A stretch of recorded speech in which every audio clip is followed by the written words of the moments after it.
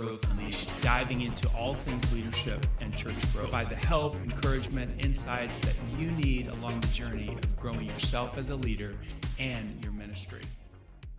Well, welcome back to the Church Growth Unleashed podcast. I'm your host, Danny Anderson, and today we have a special podcast for you guys because I've invited my entire family into the studio today to talk about ministry and family and how those things work together. So you guys are in for a special treat today. Thank you guys for joining me on the podcast and being a blessing to our audience. And before we get started, I want to introduce you to my family. If you've seen the podcast before, you may have seen the episode that my wife was on, and so she's back, Jackie Anderson, my wife of 26 years, be 27 this summer. Thanks for coming back on. Then I have over to my left here, I have my oldest son, Andrew. He's 24 years old, graduate of Liberty University, graduated with a logistics degree, is now working in logistics, and he's getting married here in just about 2 weeks. In fact, when this podcast drops, you're probably going to be a married man, so that's pretty exciting. Next is my daughter, Ruby. She's 20 years old. She was a junior at Liberty University, and she's studying communications like her dad, and she's getting married in October.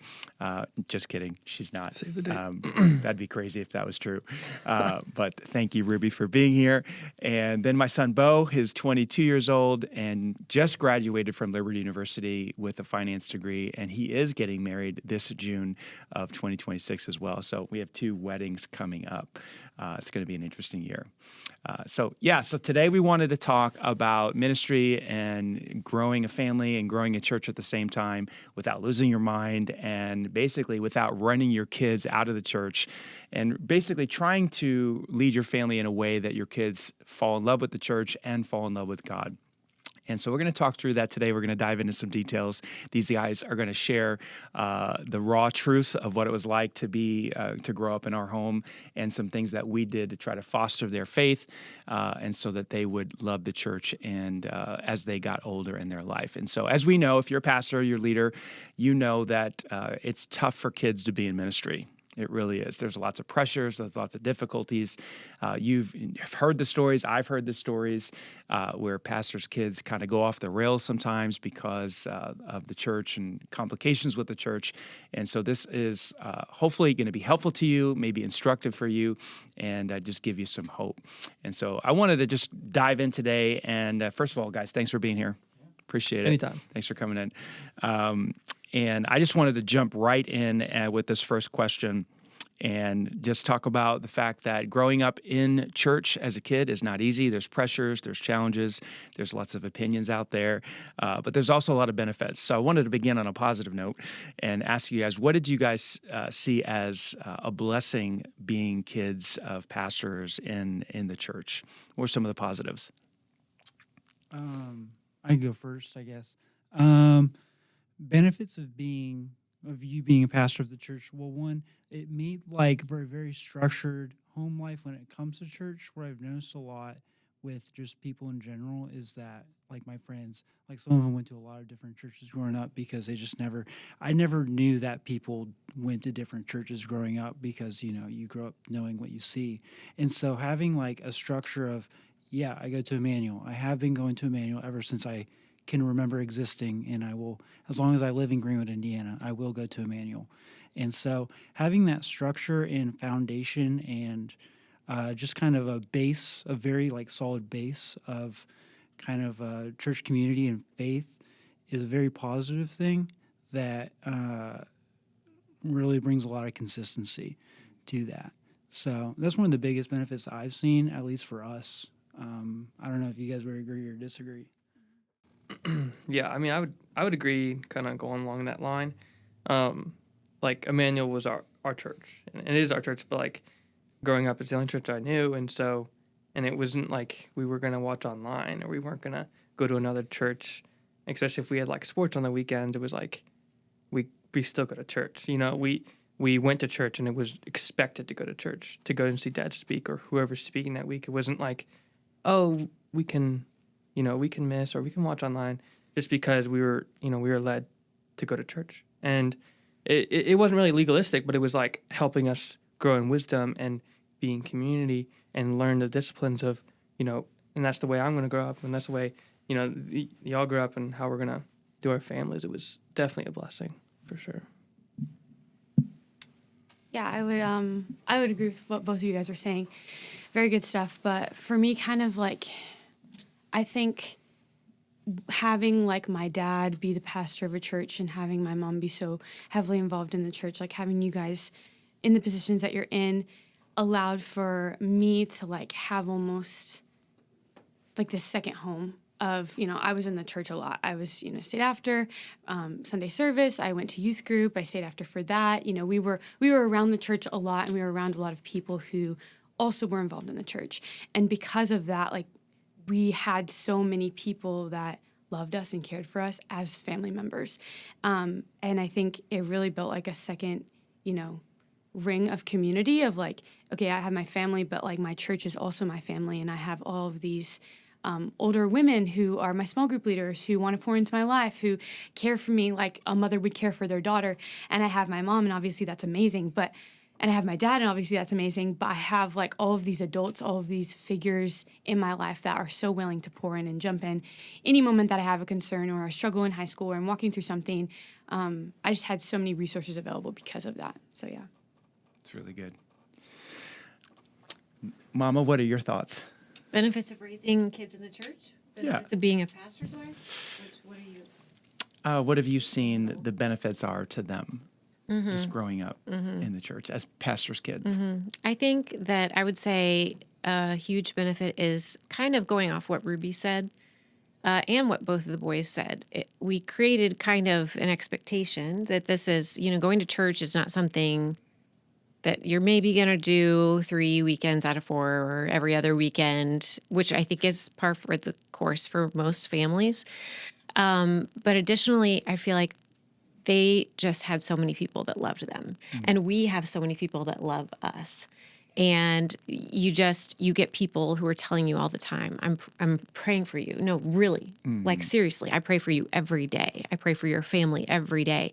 And that is really unique and special. And you just have a lot of people that have your back. When you guys went to public high school, there would be people who worked in that high school who attended this church. And I knew that they were looking out for you. I mean, we even had a situation, I think you were probably in high school, freshman or sophomore year, where we had to call a police officer to help kind of like, hey, at lunch tomorrow, this could go down, like something negative could happen. We need you to have our son's back. And he's like, dude, I'm there, and that sort of stuff is really unique. And that was such a huge blessing. Yeah, it's good. A lot of blessings. Okay, so there are a lot of benefits to being PKs. There are also a lot of challenges and difficulties. What would you guys say was the most challenging thing for you, or the difficult thing at being a pastor's kid? Yeah, I feel like the biggest challenge is this, at least for me, it was this expectation that you set on yourself, that you have to be this more holier than thou. Like, I know the Bible because my dad does, and I know how this faith works because my dad does, and just kind of like this expectation that you put on yourself that you feel like everyone looks through a lens at you and then trying to navigate that when you're still kind of figuring out what's going on all as well, like what's going on just in life in general, makes for a very, very weird situation, a weird dichotomy of things where it's like, I don't really know if what I'm doing is good enough. And that thought just kind of perpetually happening for like when you kind of realize where you're at and what the expectation could be. So that was the biggest thing for me in middle school and in high school growing up. Because it's hard enough to figure out life, but then you have to figure out life with the context of everyone else watching.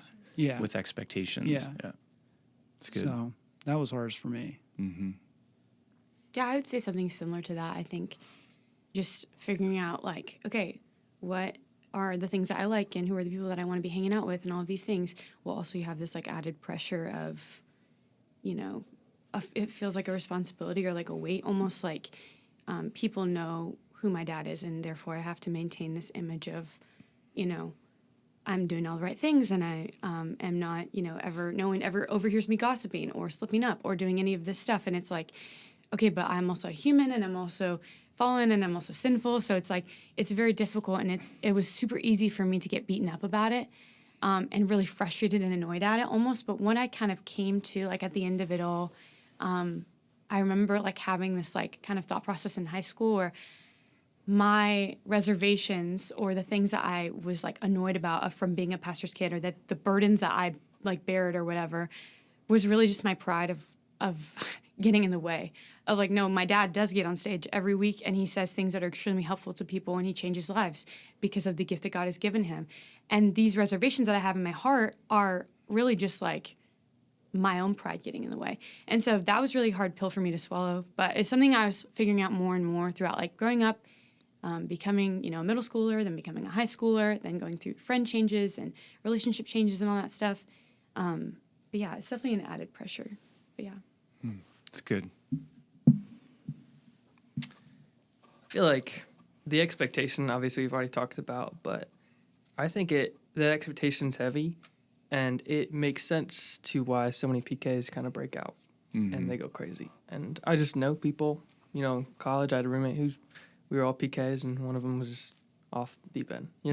It's just like growing up being different because people expect you to act a certain way. They expect you not to say curse words and not to, be inappropriate and to be more mature. And it's just like after years, in the wrong light, like I wanted to, like, break out. I honestly, I wanted to break out. I wanted to go crazy at some points in my life, but then, like, found Christ and all those things. But, like, it makes sense. The expectation's heavy. And there's people, PKs just don't always want to have that, They always want to, like, have expectations from, their classmates or people that they grow up with, especially, growing up. So it makes sense why a lot of PKs kind of turn out, not going to the church and not raising up Christian families. Yeah, because they didn't ask for that burden. No, It is essentially a burden to bear. I mean, we've never used that word, but it is. You guys didn't ask for that. I chose to be a pastor, Mom and I, and now all of a sudden it's like, oh, I have to carry this now, and figure out how to navigate those expectations and somehow find God in that, and not let the expectations of church cloud out God or even be mistaken for God. Like, if this is God, I think that's maybe why a lot of PKs go off the rails, because they see the church and the opinions and the expectations of this is how you should act. You should do this, this, this, and this, and don't do this, this. And they're like, well, if that's God, I don't want anything to do with that. And so how did you guys navigate that to push through that? Yeah. For me, I had a realization where it kind of sounds bad, but I mean, I had a realization where, like, it doesn't really matter. Like, the expectation put on isn't real. The 99% of the people that you think have that expectation of you actually don't, and the 1% that do have that expectation they're not worth being concerned about. So it's like kind of realizing that it's like, wait, oh no, this doesn't matter. Like, this expectation that I have on myself isn't real to be perfect, because I'm not perfect, and my dad's not perfect. No one else is perfect, and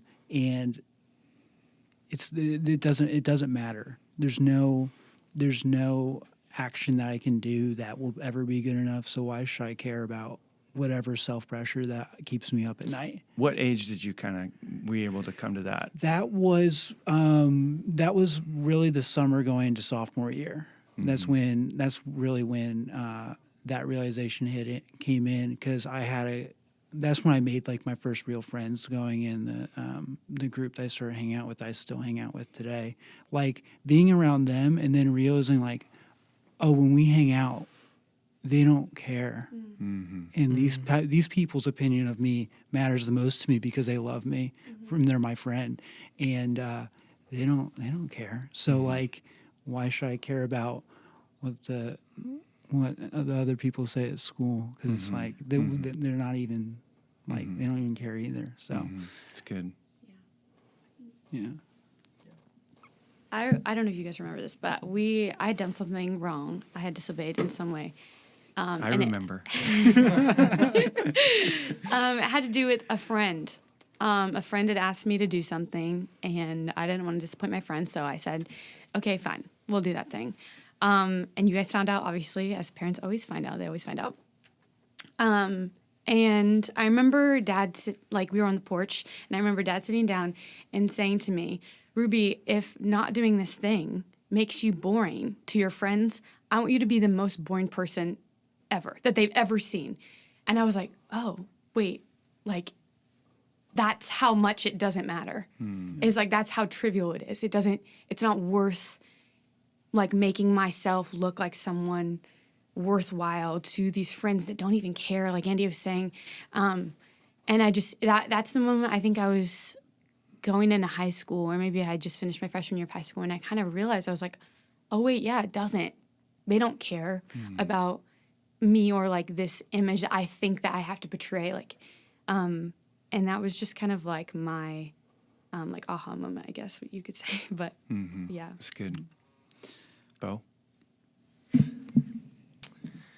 don't know if I had an aha moment like these two just described, but I do feel like at some point I just realized like the enemy's lying.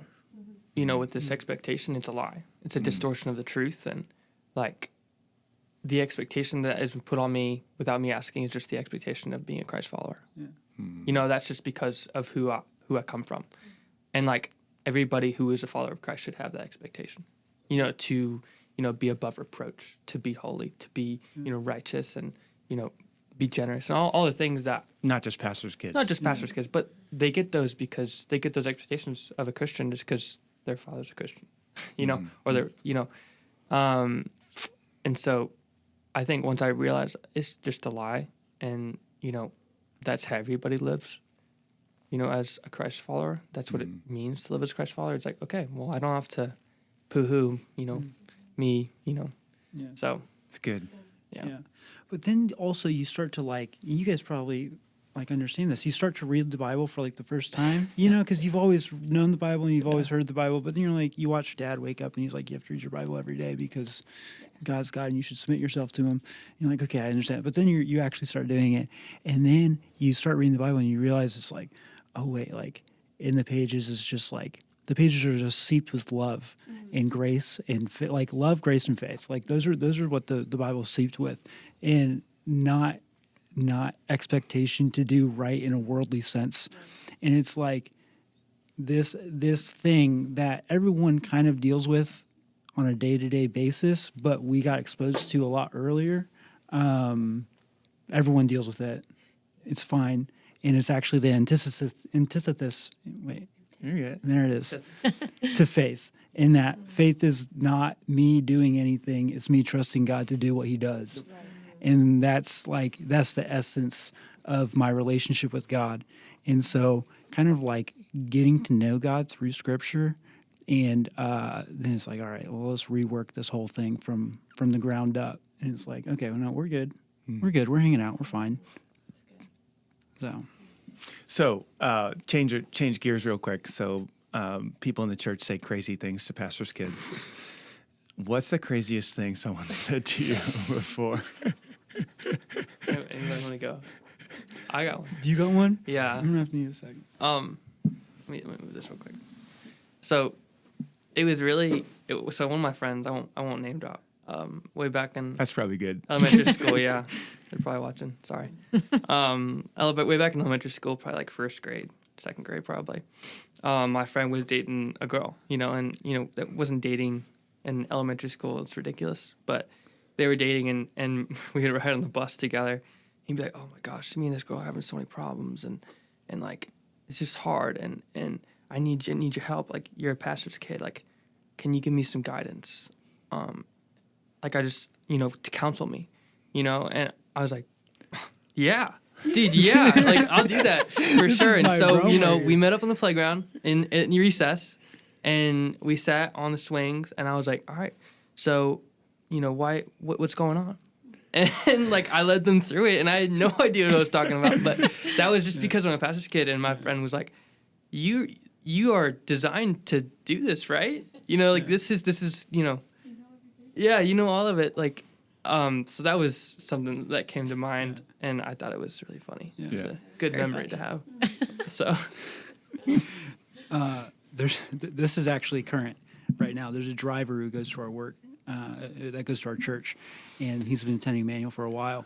And whenever he sees me in the office, he calls me Jesus. He goes, Jesus! Just like that. He goes, Jesus, how we doing? And the first time he did it, I just kind of stopped. I was like, what? And I was like, don't do that. So he does it. He still does it. And he actually he goes, hey, Jesus, how's God doing? He's Oh my talking about you. That's pretty odd. And then I'm like, so have I corrected him? Yes. Has it worked? No. He's still doing it. Yeah. He's awesome though. Yeah. Craziest thing someone has said to you. Can you think of anything? It's not necessarily like what someone has said to me, but it had more to do with the crazy things that you said on stage. About you. Wait, that wasn't my About- question. About me, about the marriage, about anything. But, Dad will every once in a while talk about, you guys and your relationship. And that's always fun for me, especially in middle school. I love to have my parents, talking about that on stage. But in middle school, whenever you would say something like that, my friends would always be like, oh my gosh, that's so embarrassing that your dad said anything about your mom on stage. Anything. Literally could have been like crazy or not crazy. And they would just make comments about me and jab at me. Even my church friends. I was like, man, guys, come on. At least my parents like each other and they want to hang out and they love each other and, Yeah. but yeah. it's because Dad talked about sex on stage. that's what it is. That's what we're talking about. I wasn't going to say it. That's what it is. Just trying to lead the way and show people the, That's hard to talk about. School. It is. It is. Yeah. When you're hard. in middle That school. puts you guys in a Really bad weird. spot. So I appreciate you bearing that burden. Yeah. Okay, so what was it about our home life that helped to foster your faith beyond my sermons or even attending youth group or anything like that? Just some practices or rhythms that really helped you guys to own your own faith and not just have our faith and the faith or the structures of the church or what were some of those things? Yeah. I think the biggest thing for me, one of the most linchpin points in my personal testimony, when I'm sharing it with someone or we're talking about faith, is my personal quiet time. And learning how to read the Bible all on my own without anyone pushing me to do it or telling me that I should do it, but learning, no, this is something I should desire. That's something that should come from the bottom of my heart and something that I should want on the daily. And I really can't talk about that without attributing any of it to you guys and just the way that you have led. Because sometimes I will just think about this in my own mind, from the day to day, but how everything that you say on stage and you preach about every Sunday and all of the disciplines and practices and books that you read, you're actually reading them. You're not just saying this is a great book and I read Spark Notes and you should read it. No, it's you've read that book. You know what that book says. You know the discipline you're talking about because you do it every day. And not that you're perfect, not that you're, so holy and you're better than everyone, but and you're not ever trying to say that. It's more of an experiential, no, guys, I'm telling you from a place of I'm there with you. I know how this works because I'm also trying to figure it out.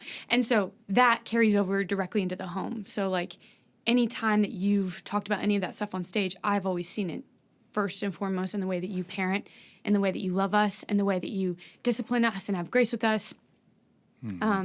And the biggest part of that, sorry, this is a long little tangent, but is quiet time. Waking up every morning when, I should have woken up probably 30 minutes earlier.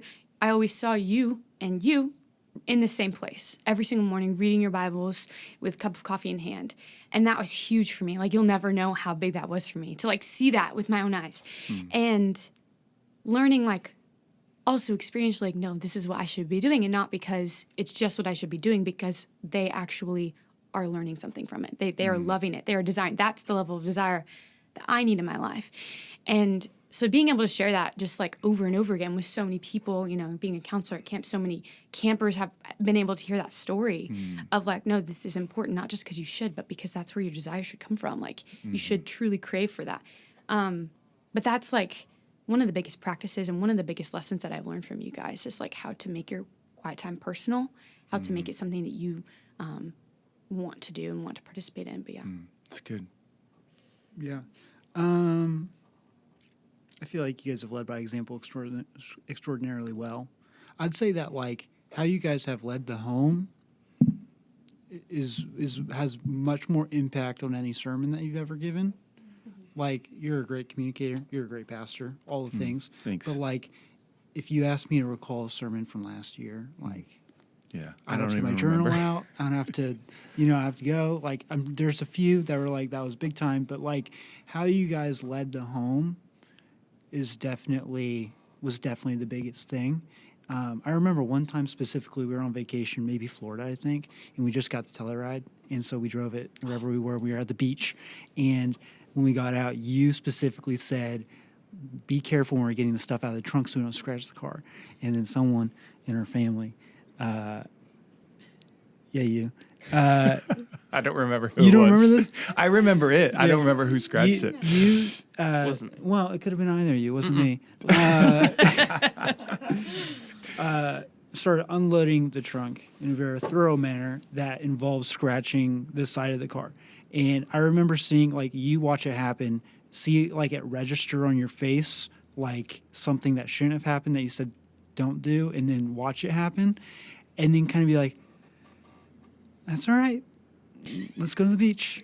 And, like, I'm like, because I thought, oh, my gosh, he's about to blow up. Like, he's about to get mad. And you didn't. And it's like, but then also to hear you on stage say, don't hold anger in your heart and don't be quick to be angry. And then to watch you practice that in real time on a very, very consistent basis was the biggest thing. I also feel like you guys made it very apparent that our faith isn't based off of you guys, it's on our own. And you guys gave us a lot of like space to figure that out. Like, there's very, like, I didn't feel like there's a lot of forced, other than like Bible devotions, like growing up and stuff like that, but there wasn't a lot of forced, like, all right kids, sit down, we need to figure you out. You guys were very lenient and open to let us figure out how to do this on our own.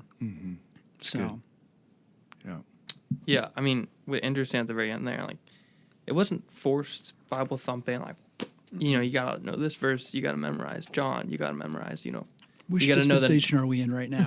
Like, I almost felt underprepared as a pastor's kid, not knowing every single book of the Bible. That's true. But like, that wasn't how we were raised. We weren't raised like, you have to know every single book. We were kind of like, no, we're gonna let you find your faith, and like, we're gonna like lead you in that direction, but we're gonna let you find it on your own because this is yours. And that was evident when we were like, I feel like a big part of my testimony is camp. You guys sent us to camp every year faithfully. We went every year, and that is a time where we can kind of like be on our own. There's no parents. We're finding Jesus like on our own time, and it's really part of my testimony. And I remember like I was struggling with like, so my dad's a pastor, and like I want to be my brother, and like kind of identity stuff, and like finding Jesus and all of the things. My first year at Woodlands represent. And I remember my first counselor, I sat down with him one-on-one, and like the last day, like they like washed feet, and I was like, oh, why is he touching my feet? What the heck? It's so weird. It's really hot. And I was like, oh my gosh, I'm like 12. This is so weird. But I remember him looking at me, and he's like, what's wrong? Something wrong? And I just told him like what I was dealing with. He looked at me in the eyes. He's like, you're not your father, and you're not your brother. You're you, and like this is yours. Like you get to, walk with Jesus. This is your relationship, and I feel like you guys helped us, like being you helped us go that way so well, and I think a lot of pastors' kids don't get that, and they're kind of like, you're gonna go this, you're gonna do this, you're gonna you're gonna read this and you're gonna memorize that, and I don't think it was that, I think that helped a lot for sure. We definitely wanted you guys to own your own faith. Yeah. Yeah. Two things. One about kind of going off of what you've all said about maybe feeling a little underprepared. I can remember when Ruby went to a sleepover with some friends, like junior year of high school. This is great. Oh my gosh. And she came home, and as a parent, you like when your kids go to a sleepover, you're like, I hope they don't like watch, anything inappropriate or like watch a really scary like horror movie or, like all the things, sneak out, And she comes home and she's like, how come you never told me about the end times? Like she was totally freaked out. And I was like, I'm so sorry. Like, but it was really just a desire to like, we want your faith to be like based in love and in just grace and truth and not in all. We didn't want to create little Pharisees that like know, like everything about the Old Testament, and there's time to learn that, and you should, and that's the beauty of the Bible, and its cohesiveness is like just something you can unpack for the rest of your life. But we wanted your faith to be built on like, what Jesus did on the cross for you and how much God loves you. To preface that sleepover, the girls took me into their basement and they opened the Bible and they said, okay, we're reading Revelation. Sit down. And I never read it fully until that moment in time. So that's what it came from. Yeah, that was funny. But then the second thing that I wanted to mention too is that I feel like kind of back to expectations. And I think we touched on this a little bit when we did a podcast together before, is that as a parent, there's also expectations, especially when everyone's looking at your kid, that your kid would behave and do this or be this way or whatever. And I felt like really early on, we were like, no, like we are not going to adhere to the expectation that I am somehow like on staff. I'm not. That's not my gifting. That I am somehow like going to be here literally every time the doors are open, that I'm going to sit in every service and that you guys are going to attend every service. Like that we're going to do every function possible that the church offers. It just wouldn't be healthy for us because it's not sustainable. And so I think we kind of decided, look, you need to go to a service. You need to serve in a service. You need to be part of a small group. Outside of that, we want you to go to camp.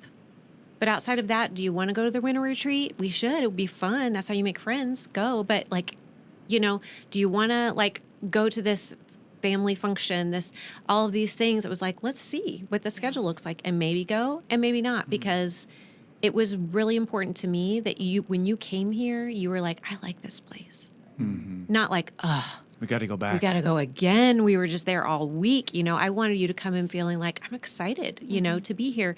And I feel like serving was a huge part of that. Yeah. Because I feel like when you get to the point where you're like, I've been here since I was an infant, I'm getting kind of tired of this. Now you get to go into this next phase of like, oh, like I get to be the teacher of this little class of, 7-year-olds, and I get to lead worship, and and then you kind of get tired of that. And then maybe you're leading a small group of like middle schoolers, and I don't know, it just kind of grows with you. But I feel like that was important to me and us. I feel like that was the one good thing that we did. Yeah, absolutely.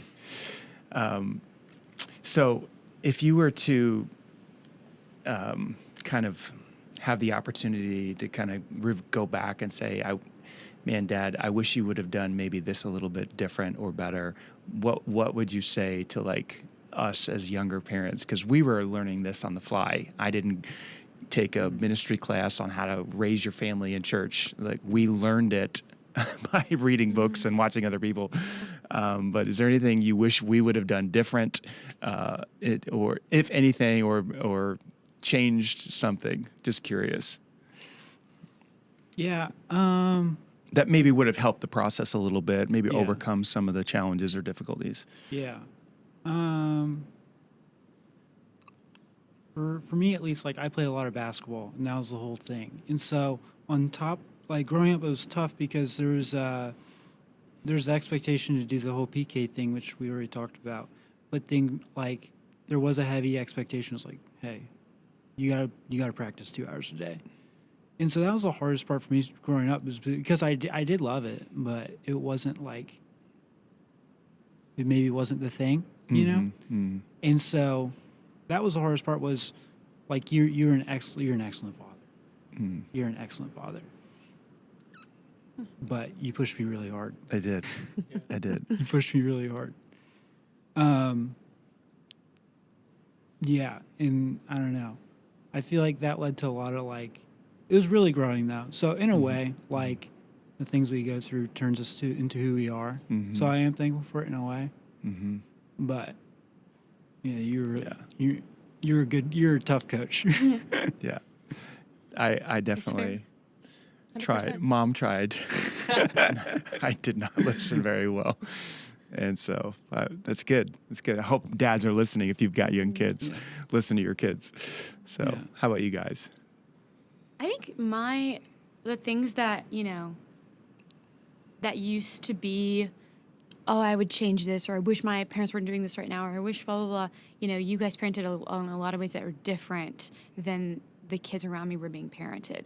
A lot of those ways, as I've grown up and, become an adult and like I'm continuing to mature, I'm looking back and I'm like, wait, actually, no, I would not have been safe if they had just been like, yeah, sure, go do that thing, or go meet up with that person, or go to that place, or whatever. Like, Or here's Instagram exactly, when you're 13 right. years old. And a lot of those things, I was so furious all the time. Like, I was always angry, I feel like, and I was just an angry child, I think. But I was angry at you guys, especially like the middle school, early high school years. I was a terrible, terrible teenage girl. I was so rude and mean all the time. But I think, like, as I'm growing up, like, those decisions that you guys made to protect me were just that. They were to protect me, to guard my heart, to keep me from things. And obviously I wasn't safe from everything, but, because I was stubborn. But I think that a lot of those things have evolved into, okay, I see the angle now. Like, I understand more of why that was done Mm-hmm. and why you made those decisions. Yeah. Which is really helpful, and it's helpful to my peace of mind too. But like, I don't know, it's just interesting to think about. And I think we were a little bit harder on you because you were a girl. I know that I definitely stepped it up and maybe a little bit less protective of these guys. But I'm like, it's like nobody's touching my daughter. You tell your daughter, like, you can do anything that the boys can do, and then she turns 16 and you're like, well, wait a second, it's 8:00, you can't leave and go to Target. Like, There's Yeah. predators out there. and everything shifts, and you're like, wait, she cannot do everything the boys are doing because of safety, and that's a growing thing as a parent too. Yeah. Yeah. Bowman? I've been thinking about the question, and I don't have a good answer. I just don't. I feel like kind of he's the pioneer, so he got all That the was the hard trial. things. That was the trial run. The trial run. So, especially I'm a guy, so like I got to do whatever he did, but almost like in the right direction. When not that every direction y'all did with him was wrong, but like whenever it was like, I don't know, I just felt like I had it on easy mode when he had it hard mode, and so when I think about it, it's like if I wanted that to be changed, that's just because I was immature and I didn't realize, and so I really don't have a good answer. The only thing I think about is we went to public school. I didn't mind it. And I went to Liberty for 3.5 years. So going to private school, there's that faith aspect that I don't necessarily think that I would like that to be changed, but that's just that. I don't know. Andrew, you went to private school for like Yeah. the last couple years of high school. Yeah, I did. GCA. Was that? Shout out. No. Would you have wanted to be there, or No, GCA was good. You guys liked public school a lot more than me. I struggled my freshman year. That was the right move. That was the right move. Not even just because on the outside I transferred to play basketball there. Like that was on the outside, but under that was the right move. You had a lot of great teachers and coaches that poured into you. Yeah. I did not like the whole public school. You guys didn't mind it though. yeah? I think as time goes on, public school's getting very. Yeah, public school now is different It's getting than a it little. was. It's when you getting a were little different. Very Yeah. much culture has infused itself into it. And so I think in the future, like for my kids, like I don't necessarily think public school might be the way. Even though for us it wasn't too bad. We were getting a little bit of it in our English classes every now and then. But, put up the pride flag instead of the American flag. But like other than that, I think, that's my answer. Yeah. It's good. Yeah. Okay, so coming down the home stretch here, let's just say there's a pastor watching today, and he feels like he is or she is kind of losing the battle with their kids. Their kids don't like church. They don't want to be in church. Their faith is not active. Maybe they're 13, 14, 16 years old, and they feel like, man, the battle is lost. I don't know what to do. What would you guys encourage a pastor to do if they're in that situation? Any thoughts like, hey, maybe try this or maybe try that? Yeah.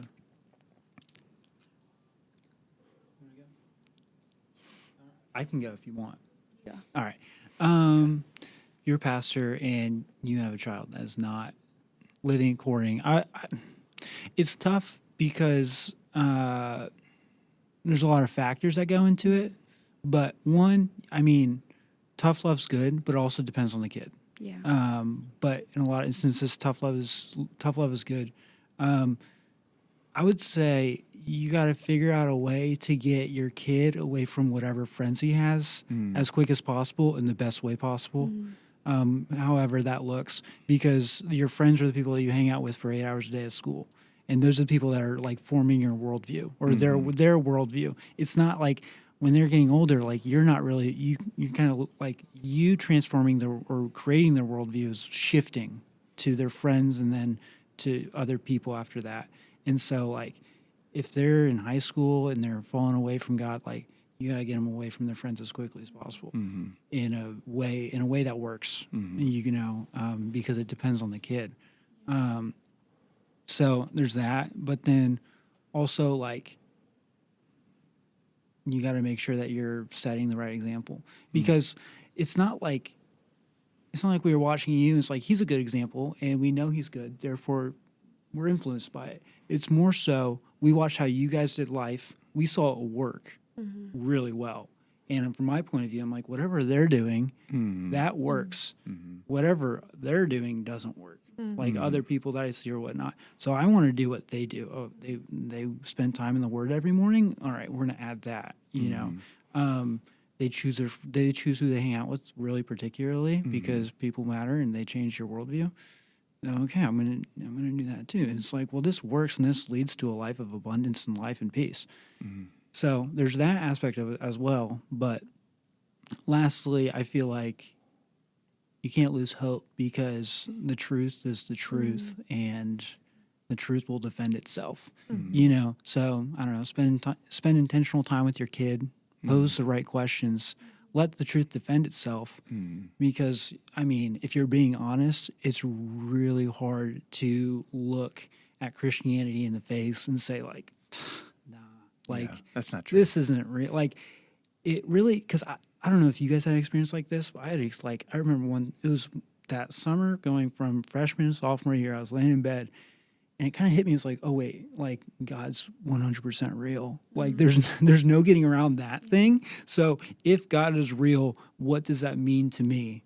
Right. And then when you have that realization, it's like, there's no lifestyle, there's no pleasure, there's no action that is greater than the eternal God who is watching you.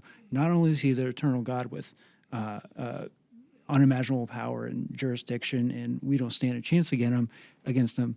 Not only that, but he is love, and he is grace. So those two things paired together make the irresistible grace that we all find ourselves in here. So like have solace in that the truth defends itself, and Christ does crazy things. So there's that. But then on a practical level, like get them away from whoever they're hanging out with. That's good. That's good. It's practical. I think I would say if you have a child who's in high school, middle school, and your relationship is like on the rocks, it's like rough because you're trying to, get them in church and they don't want any part in that, and you're like at odds because of it, take time to reconcile with that child because that matters. The fact that they see you truly sorry, truly, maybe not sorry, but truly like, I know I care about you in this moment. This isn't about church. This isn't about if you go or not. This isn't about your attendance in this small group. This is about our relationship and your relationship with God. That's the one thing that I care about. That's the one thing that I care about that you participate in. And I want you to know that I love you so much. And this is the reason why I'm taking time. This is the reason why I'm doing all of these things. And maybe I've been doing them wrong. Take time to apologize. Take time to reconcile, whatever the situation may be. Get on the same level. And then take all the steps that Andy was talking about. I think a really valuable thing that you guys said that Bo mentioned earlier is camp. Send them to camp. Woodlands Camp specifically. That would be great. There are camps out there that make a very pointed attempt at separating children from their devices, from the culture, from this world, making it so that the only voice that is speaking to them is God's voice, because it's still and it's small, and so they're not going to be able to hear it if it's, everything else is blaring at max volume. And so send them to a camp, to a small group, somewhere where they can get connected with the word, where it's so obvious that, no, this is the one truth, to kind of lead them into that moment that Andy's talking about. This is the one truth, and I can't ignore this. This is so in my face that I literally have, like, kind of, that moment that Jesus' disciples were like, where else would I go? Like, where else, what else do I have to turn to? Like, I don't have any other thing that can help me cope from this world. And so kind of, I don't know, pointing them in the right direction. And also, like, programs like camp are meant to kind of, at least for me in my experience, like, it helped me get back on track. And sometimes it helped me see things that you guys helped me see, and I was too stubborn because you're my parents. And there was a time in my life where I was like, my parents don't know anything. They're stupid. And, and obviously that's not true, but I wouldn't listen to anything you had to say because of my stubbornness and because of my pride. And so sending them somewhere with some counsel or someone who can help them see that it's not just your parents. It's actually God's love, and that's what's most important. It's good. It's very hope-giving there. Yeah, I mean, what they said was really good and true. I think for a pastor that their kid's gone off the deep end and there's no hope. I mean, there is hope if you believe in the gospel. Like if you don't have faith in the gospel, like you don't have faith in the power of the gospel, like then what do you believe? Like that's the whole point. That the gospel saves, and there doesn't have to be any attachments. There doesn't have to be any add-ons or separations. It's just the gospel, and that's powerful. That's what saves. So have faith in that it's not, there's no hope. There is always hope. There's hope. And, like, I feel like, again, like, you guys led so well. You guys loved each other. You still love each other. And there wasn't, like, this divide of, like, the way you guys acted at church and the way you guys acted at home. There was actually, a completion. There was a connection there. And I think for pastors and their kids, like, you can't impart what you don't possess. You can't expect something that you're not doing. Like, if you're yelling at your wife, you're doing things that, like, you shouldn't be doing. Like, don't expect your child to be like, yeah, I'll do that. No, like, that's just not how it works. It's like I had a roommate in college who's off the deep end, pastor's kid, same as me. And, like, we were talking about our parents, and his dad yells at his mom. And I'm sure physical, all this stuff. And I'm like, man, that's hard because my parents have never yelled. I've never heard them yell at each other. And he was like, really? I was like, yeah, this is, never heard him, like, raise his voice at her. I've never heard her, like, slap him. Like, it's never been a part of our household. And he was shocked. Now he's got a kid. He's in the military. But, like, it's just, you guys did so well. And you guys, you studied, you read your Bible, you guys were faithful, and that rubbed off onto us. So I think it was very, very helpful. It's good. Mama, I want to defer to you. Any closing thoughts? Yeah, I had something to add to that last question, is that I think it's really important that that parents are paying attention. Don't send your kid to church, to small group, to camp, and be like, okay, they're getting what they need. Like, you have to pay attention, and you have to catch it before they go over. It's like, it's a waterfall, and you're watching, like, because, I mean, not that you can't come back, but you have to pay. And we did a lot of like preemptive things, like, oh, someone over here is struggling, so we're going to push in over here, and we're going to spend more time with this child because something's off, and I don't know what it is, but we can tell. And now it's this one over here, and it's like whack-a-mole. But you have to be paying attention. I think what is happening a lot of ministry families is that both spouses are super engaged on the health of the church, as if the church is their child.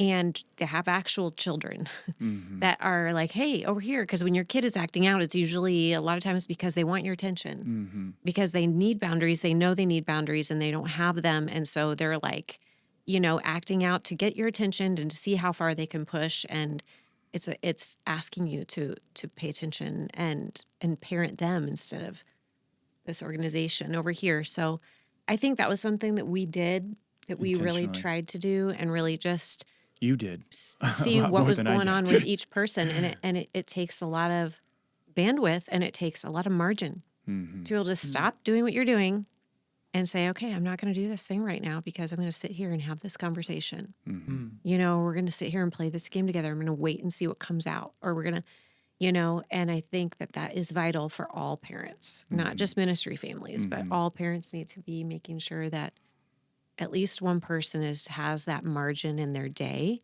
to have their finger on the pulse of what's going on in the home. You did really, really good at that. Thank you. You're super, Appreciate that. super good parent. I know you guys would agree with that. I agree. Yeah. Yeah. This has been great. I know we could keep going on and talking about lots of different things, but we do have to wrap it up. I had two thoughts to kind of close to pastors listening today, and just things that I think are very actionable that you can do.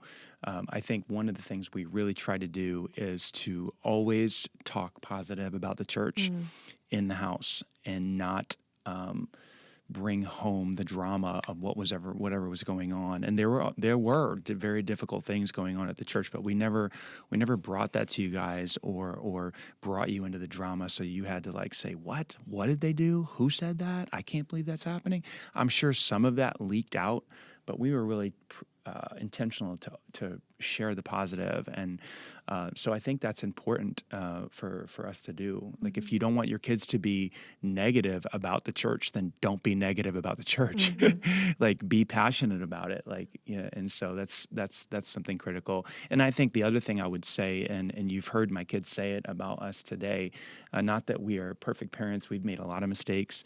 I pushed my oldest son too hard. I mean, there's things I would do different, but one of the things that I think is much more important than anything I've ever said in a sermon, in a platform, wherever I've spoken, is just being a Christ-like person in the home, so that your kids can see how that Jesus is actually working in your life, and you're not just preaching, but you're living out the gospel. And I think that was way more influential in your guys' life than anything I ever said or wrote. Or years ago, I heard somebody say, discipleship is caught, not taught. And I heard that when I was a youth pastor, and I'm like, well, if I want people to catch Jesus, I've got to live it, not only teach it. And so that's what we really have tried to do, is just be Christ-like people. And then when we mess up, we've apologized to you guys, say, hey, I'm sorry I did that, or, I got angry, or I was whatever. And then that's just part of being imperfect. So, but those are the two things I wanted to close with. Any closing thoughts from you guys? Thanks. Yeah. Thanks for being great parents. You're welcome. Thanks for being great kids. Yeah. Yeah, Y'all we're super are great. blessed. Yeah. I So know. much fun. We are super proud of you, and we're excited to see what God is going to do with each one of your lives as you've owned your faith and you're still connected to church. I know you go to church in a different state now because you're at college, and you have been, and I know you're home here and you're in church, but we're excited to see how God continues to use you in the church and impacting people's lives. So we both love you very, very much. Thanks for being here today. Thanks for having us. Yeah. Hey, guys, we look forward to seeing you on the next episode of the Church Growth Unleashed. Thanks for joining us today. Hope this was a blessing to you. Take care.